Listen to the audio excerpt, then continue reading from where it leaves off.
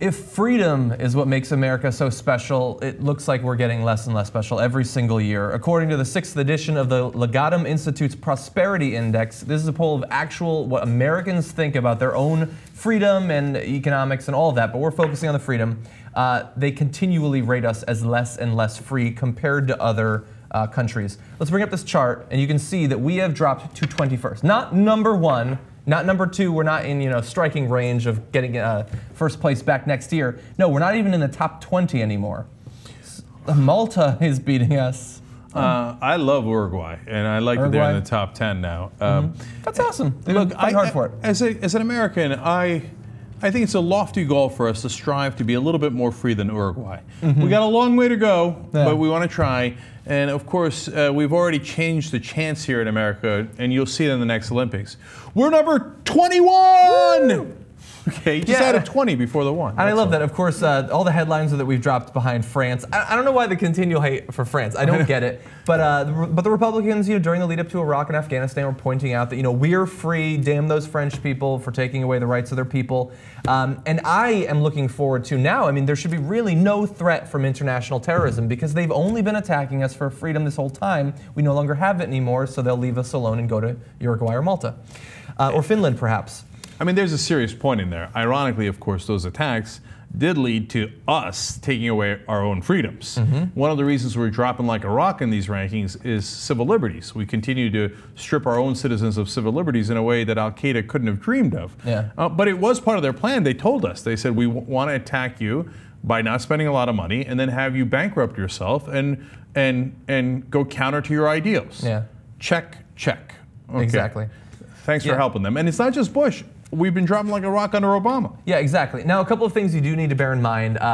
This is talking to actual people. Many of these sorts of measures of personal freedom look at government policies, which is a great way to do it too. But this is talking about how people actually feel about their country. And it both could very well be that people in America think about personal freedom in a very different way than people in Finland or France do. And so you have to bear that in mind. And what is influencing their thoughts isn't necessarily genuine in every case. It could be that many conservatives are thinking, well, I feel less free because Christianity has been outlawed and my guns have been taken away by Obama. And that would lead them to say they're not free, even though that's not actually based on any real government policy. So you have to bear that in mind, but it's still interesting, and we're going to show some more of the stats. The nation's overall personal freedom score has declined by 17% since 2009, with a 22% drop in the specific categories of civil liberty and free choice. In the 2010 report, the U.S. was ranked 9th in personal freedom, but that ranking has since fallen to 21st. So you're seeing there, it's just been basically a little bit from the first and the second term of Obama that we've dropped from the top 10 to not even in the top 20 anymore. And there's a couple of other interesting facts. Of the 8 categories currently making up that index, personal freedom was America's second lowest performance relative to other countries.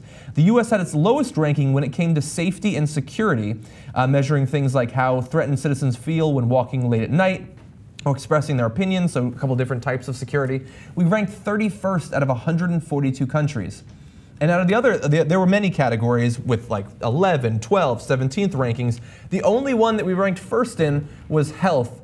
And I would argue that that proves that the American people have no clue what's actually going on in their country. Because that's an opinion of the American people that we rank first. That's just your opinion, man. Exactly, because in reality, we rank 37th in the world in measurable scores on health. Yeah, but we will go to our early diabetes-fueled graves knowing that we have the best healthcare system in the world.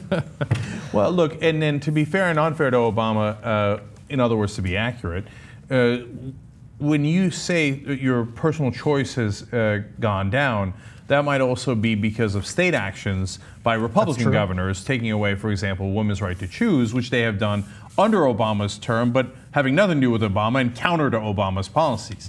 On the other hand, the decline of civil liberties is going full speed ahead, definitely under Obama and because of Obama. He's stripped away a lot of the rights of the press. He's went to prosecute the press and gone to great lengths to do so. And now he did something that's not talked about nearly enough, where they decided due process is not judicial process, meaning that the executive branch on its own can decide you're guilty and we will execute you and we'll never go to a judge. And they've already done that to several American citizens.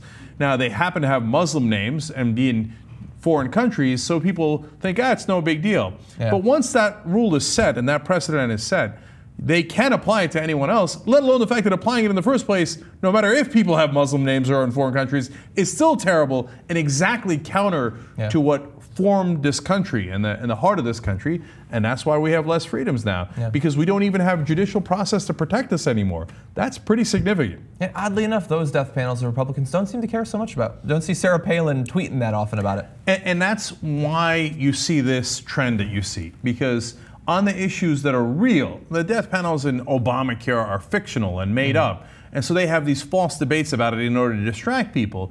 But the reality is there is a literal death panel, and Obama does administer it. He says he personally decides who goes on the hit list and who doesn't go on the hit list. A lot of times foreigners are on the hit list. They claim that they're really high-level terrorists. No one can ever double-check that. It never goes to the courts.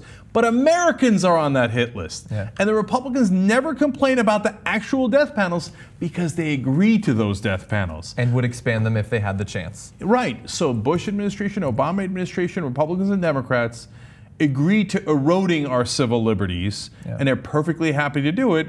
That's why we're not going to continue to go up. If we can continue on this trajectory, we're just going to keep heading down.